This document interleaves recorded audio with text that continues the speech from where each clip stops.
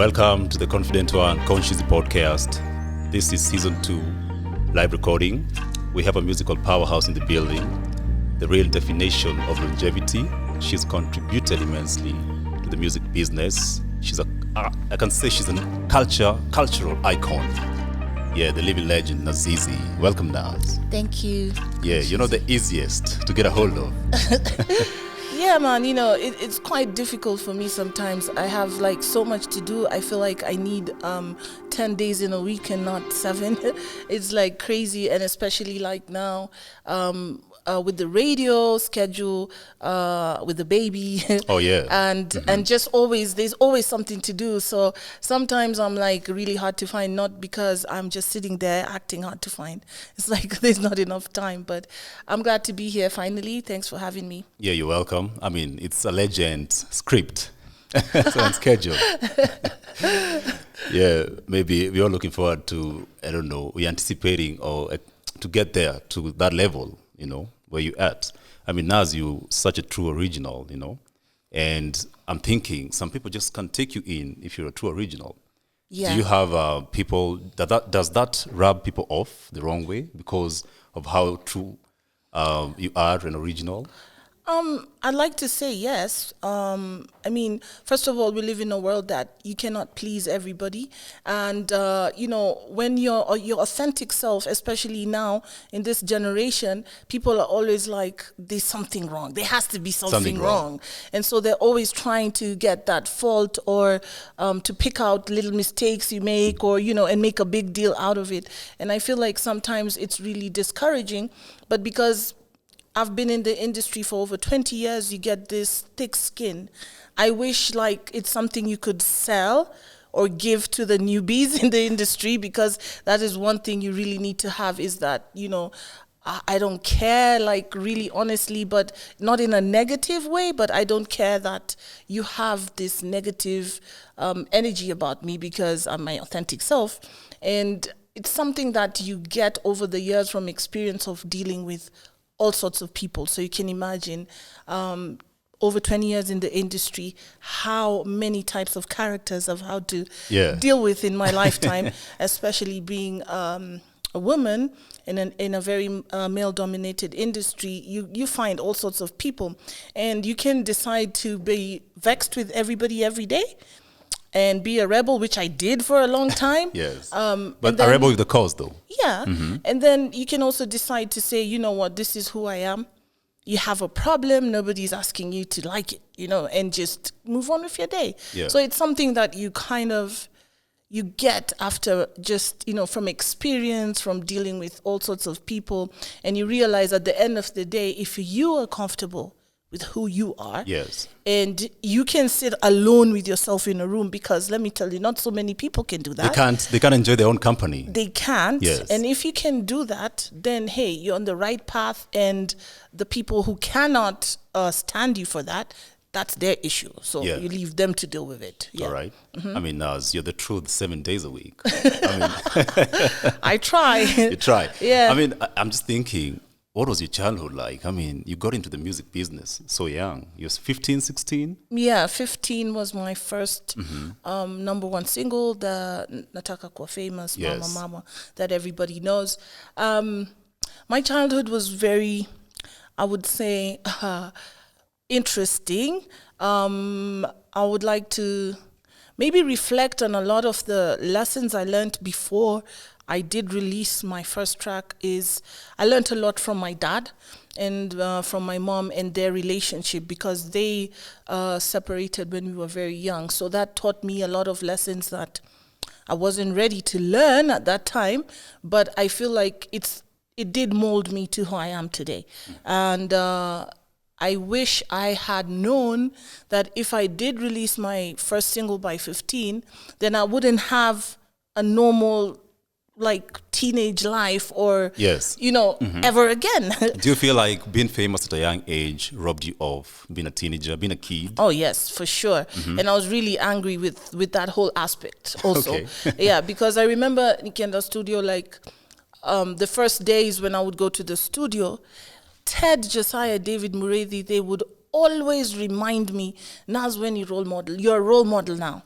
And you cannot go wilding out and arguing with people and all these things, right, that teenagers are doing. Or you cannot be seen in 5 clubs yesterday. Yes. Like we hear you at the whole of Westie, like from the bottom of the street to the top. And that's not going to work, right? And I'm there and I'm like, but that's what all my friends are doing. Like, what do Yes. you guys want me to do? You're a role model. And I used to say to them all the time, but I don't want to be a role model. I be a teenager. Yeah, actually, I just want to come here, record my music, and then continue with my life as usual. And they were like, Naz, it can't happen, because you see, once you do that music, you inspire people. It's a #1 track. You have a following, and when you have a following, they look up to you. And I'm like, well, I didn't ask for it. So we had so many arguments about that with David and Ted. And I think it took me over, after I was 18, about 3 years of them drilling my head with you're a role model, for me to sit down and actually say, ooh. Yes. Because now I had parents coming up to me with their kids saying, oh, my daughter We look up loves to me. you. Yeah. Yeah. And then it starts hitting home. You're like, oh gosh, I really need to act right, you know? But then, yeah, I do feel like I wasn't allowed, you know, that's the time when people are finding themselves, right? Yeah. 15, Teenager, 16, yeah. 17. And it was like, pause that, Naz. Like, just pause that part and do this part that we want you to do. Yeah. Play this role. And I was really fighting not to be in that role. I just still wanted to discover myself. Thankfully, I could discover myself also through the music that I wrote. So that was, again, my escape. It's always been my escape. And so I channeled a lot of that anger, that why me, and all that into writing music.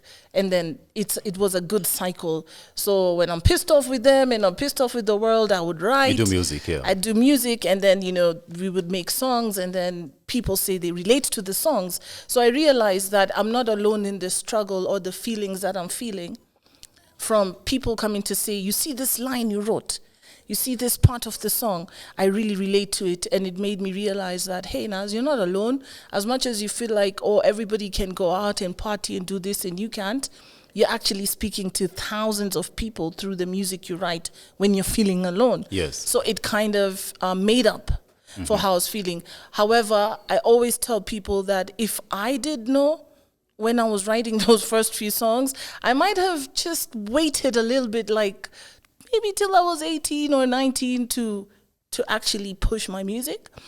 But, you know, I feel like Jah always has a plan for you. You have your plan, and then Jah has his plan. And I always Absolutely. say his plan always wins. So yeah. You can't argue with that. you can't argue with it. Yeah. What's written is written. So, you know, I cannot sit and complain about it, but it definitely did affect me, and especially my friends, because now it was like, we don't want to hang out with you. No, we don't want to hang out with you. It's such a big deal. The attention is too much. Yeah, you know. yeah. And, Yeah. you know, some of my friends were really conservative. So they're like, no, this is not the lifestyle we want. So I found myself slowly finding myself isolated from the people I cared about, the people who I would like to hang out with all the time, the things that I used to love to do. Yes. And then there was a whole new reality that was built for me, you know, and that's the life I had to live. So it was quite tough. It was a difficult beginning for me, but I feel like I caught up in just a couple of years. I was fine with everything. I was like, Okay. hey, I didn't miss anything. These guys are here trying to figure out what to do with their lives Yeah. now. And, you know, everybody I'm at high school, they're going to uni or college. They don't know what they want. And I had figured out what I wanted to do. So I felt like that was an advantage for me. All right. I Yeah. mean, interesting. That brings me to an interesting topic that I know you're a champion of, mental health now. I mean, you can't sit down and not talk about mental health, especially for artists. It affects a lot of, you know, artists. You know? Yeah. And people think being famous is a bed of roses. Yeah. What they don't know is that bed, the roses have thorns and they prick. Oh, yes. And they leave sometimes permanent scars. Yep, they do. I feel like it's really nice that now, in the last maybe 5 years, it's something people are really open to discussing mental health. Before, it was like a joke. I remember people saying like niwangoso tu anaendaga counseling, right? Depression when bipolar. Depression is not African thing, Yes. and going for counseling or going to see a psychiatrist is not an African thing. I think like in the last 5 years there's been a lot of change. I personally studied psychology because it's human behavior, and I felt like this is what I want to study in university because I'm dealing with human beings every other day. But what it did was it helped me learn more about who I am, how to connect with myself, how to know when I'm not okay, and how to have these coping mechanisms for every situation that I'm in. So it's very hard. Let me tell you, artists, I think we've seen also in the last couple of years a lot of suicide cases when it comes to celebrities and artists. And people say, how this person was happy. How do you know they were happy? Because they were being successful. They, their brands were doing well. They were making a lot of money. So you assume they're happy, but they're miserable happy, inside. but they're not, because again comes the isolation factor. You feel alone. You feel like nobody really understands in your circle what it is like. And I remember just before I went off radar and moved to Lamu, I was getting super irritated by everybody. Like I would be walking down the street now, someone will come and just innocently ask me for a photo, but I'd had it. This was like 20 years of being asked for photos every time I step up. And then, you do it like a robot every single day. You go out there, you smile, you take the picture, you sign an autograph, and you unaendelea na life. But then it reaches a point, and I reached that point where I was getting irritated. I remember you actually mentioned you didn't like people who are tactile. Touchy people. Yeah, I still don't. You still don't? Yeah, I Right. don't. And people have this thing. If it's a celebrity, it's like, I can touch your hair, and there's a shikatu. Yani, I can just do whatever I want to do with you because you're a celebrity. And if ukireact in a certain way, it's like, unaringa, because unaringa nini, and it's like, bruv, me siwezi come nianze kushika tu nywele zako. It's weird, Yeah, it's creepy actually. It's creepy, but some people think it's normal, and it's really like, it affects you after some time. So for me, when the fans were coming up to me after 20 years, I was getting so agitated with them. Like, what do they want from me? Because you're in a hospital queue, for example. Someone wants a selfie. In the hospital, you can see I'm sick, I'm there, I'm not even made up. The guy wants a picture, and he doesn't want an explanation, kwamba, I don't want to take this picture. I'm unwell. I'm like, you here in the hospital. Aren't you unwell, sir? What do you want a picture for? Sit down, let's get treated. You know what I mean? But it was like, there's a disconnect. People don't see that. They don't see you as a human being. And this is why, for me, I just had to stop and I had to move. And I had to go away for some time because I had never done that for me. I had never had just me time. Your time, yeah. For years. And you have an argument with somebody every Friday. I used to hate Fridays because they had that Pulse magazine that came out on Friday.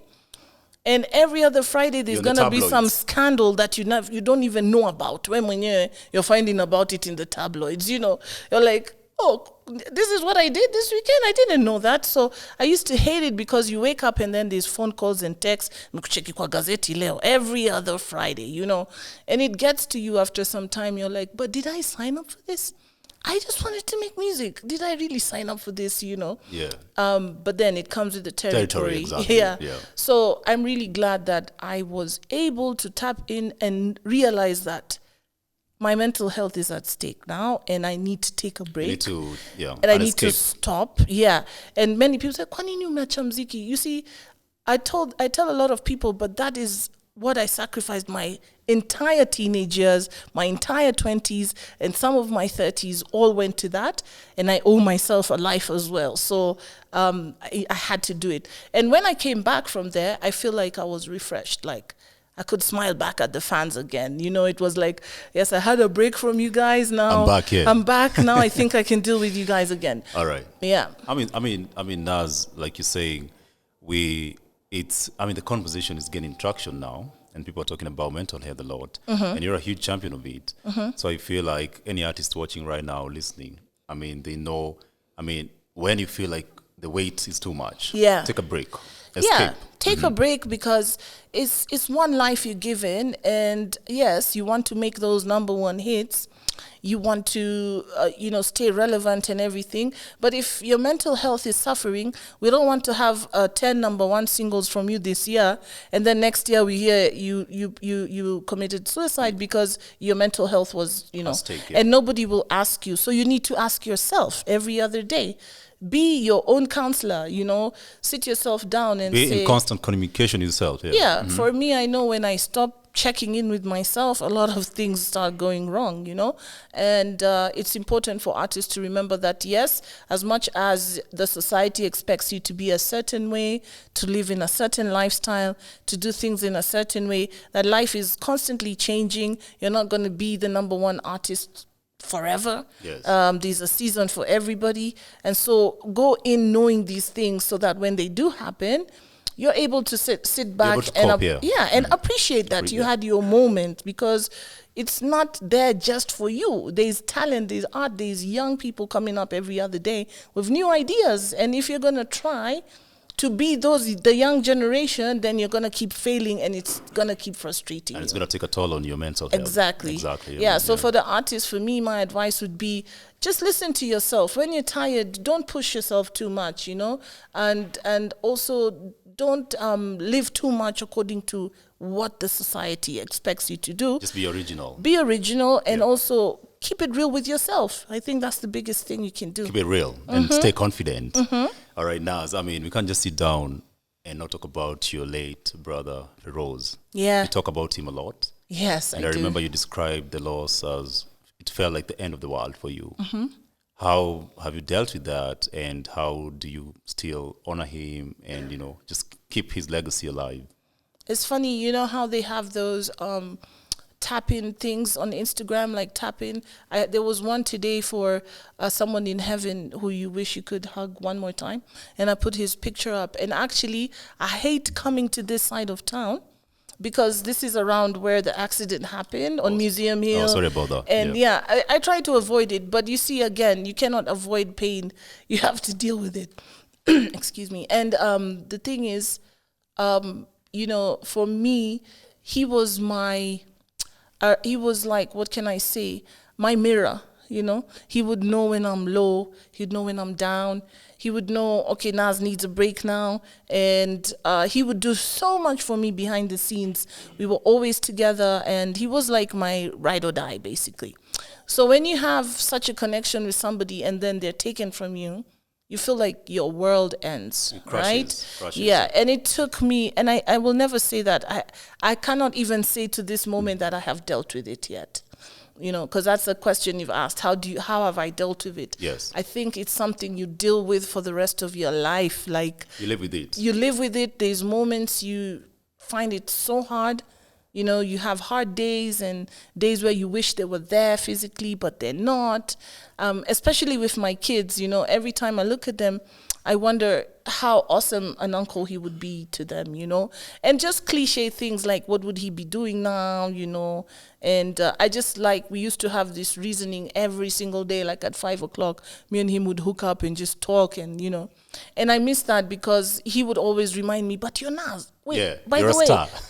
do you know that you're Naz? And I used to be like, oh, stop. He used to hype me so much, used to embarrass me, like he would come to the gig with 10 people, extra people. Like me, I'm not that way. And they didn't cop tickets. Yeah, they don't have tickets. Me, I'm like, okay, my manager, my security guy, I've put my 4 people, Ferouz there. Now Ferouz has come with entourage at 2:15. And then I'm like having a big argument with him, like, this is so embarrassing. How can you bring... And he's like... You're Naz. But you're Naz, Mazi. I'm going to drag you any Naz. And I'm like, oh my God. We have this argument every single day, But I miss that, because...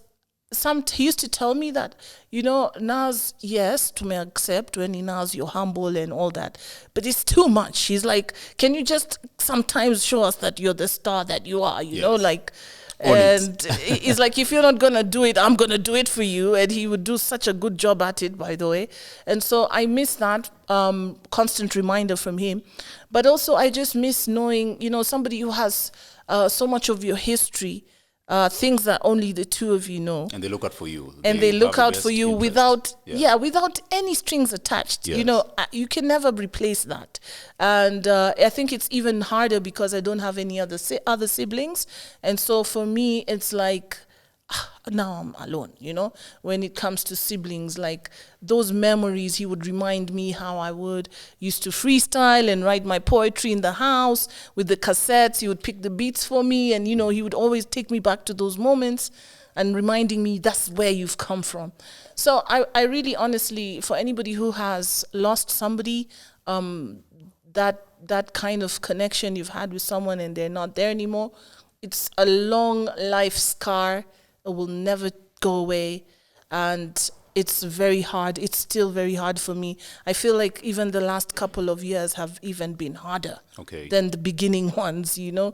But, you know, I give thanks for all the memories, and my son Tafari is so much like Ferouz. Yeah, it's like a spirit come back again. Resemblance, yeah. They look alike, but crazy thing is they act alike as well. They really have the same type of mannerisms, favorite things, and, you know, Jah just works in mysterious ways, so it's comforting. It's not Feroz, but it's comforting. You know? Yeah. I mean, may his soul rest in peace. I mean, from what you said, it's evident. You know, he had a huge impact in your life. Yes, he did, and especially on my music career, because he's the one who used to go out and tell people like, "Hey, sistango, kill kwa freestyle. Kill kwa freestyle." He used to go hyping, you know, and then me, by the time I show up, I'm not even ready for what he's set up for me. He's there like, yeah. So these guys, they want to battle. I'm like, huh? I didn't come here to battle. You know, and he's like, yeah, but you're going to kill them. So anyway, where's the beat? And I'm like, I didn't come here to do this. And he used to do this to me constantly. But I feel like it used to keep me on my toes, on my feet. And if I haven't written a new song, or if I haven't released something, he'll be there on those 5 o'clock meetings like, "Hey, Russ, you're letting us down. Like, we're waiting for a track. Come on." And he was just constantly there reminding me, you know, to make music, to push. And I feel like without him there's nobody bothering me. So I'm so relaxed about it. I'm like, you know, I'll do it. I'll come around to it. But when he was there, it was like, no, we're not waiting. Can we book the session today? Are we going to the studio today or what? You know, so I miss that. I miss that support, and I miss how he was always nagging me to keep pushing and keep doing this and doing that. And, you know, he would always steal my shoes every other day. There was a big argument. Your sneakers. My sneakers, you know, always stealing my stuff. So I miss that. But, you know, I'm just grateful that I did have him in my life for that period of time. And there's a lot of great memories, which I try to keep close to my heart. Yes, that's the most important thing, like holding on to the memories. So if you're watching and listening right now, hold on to your loved ones. True. Love them every day. Yes, you never know when is the last time you're going to see them. And I try to tell everybody around me that today could be the last moment you spend with the person you love, and you wouldn't even know it. So be a good person. Be, you know, be good to your family, to your friends, because the time we have here is not guaranteed. It's borrowed. It's borrowed, by the way. It can be taken away in time. All right, This is the Confident One Consciously podcast. Let's take a short break. We'll be back with Naz, the living legend. Welcome to the Confident One Consciously podcast. We have the living legend, Nazizi, in the midst. Yeah, Naz, you know, we can't exhaust. You know, we just have to make it precise. We have a lot to talk about. But let me dive into a topic that everyone is interested to hear. I mean, you have adorable sons. Thank you. Tafari. Yes. And Jazeel. Yes. And you post them a lot. Yes, I do. Tell us about the journey, the parenthood, you know. For me, it's like, you know, one of those things where you feel like you're never going to have, and then God blesses you with it. That's like my sons for me. I remember, like, for Tafari, I always used to say, like, not just for Tafari, for all my kids, I've always wanted to have boys, because I was like, I don't know what I would dress the girls in. Like, what are they going to wear? Where do you buy the dresses? Where do you buy the ribbons? And all those things. It's like scary stuff to me. And so, like, I remember when I was expecting Tafari, I went and bought all boys' clothes before I even knew if it's going to be a boy or girl. But you had a gut feeling. Yeah, I had a gut feeling because I would dream about my brother a lot during this time. Okay. And for some reason, I was like, maybe these dreams are just telling me this is a boy. I don't know. But yeah, eventually it was a boy. I was super happy. Tafari was just like, he came at the right time, I feel like. He got me to change my lifestyle when it came to being more healthy and, stuff that I wasn't really taking care of myself. But when he came along, I realized that I want to stay as long as I can with this baby, and take care of him for as long as I am alive. So I have to make some lifestyle changes. And that was really nice because they tell you all the time, it's cliche, you hear, oh, kids change your life and all these kind of things, right? But I think it changes everybody in a different way. And for me, I've always loved kids, but having your own, being the person that's different. Yeah, having the person that this human being needs you to live, to survive, to learn, and the lessons, like, it's your legacy, right? Whatever you believe and whatever you think about life is what you pass on to your kids. And so these lessons and these memories stay with them for generations to come. So it's a big responsibility.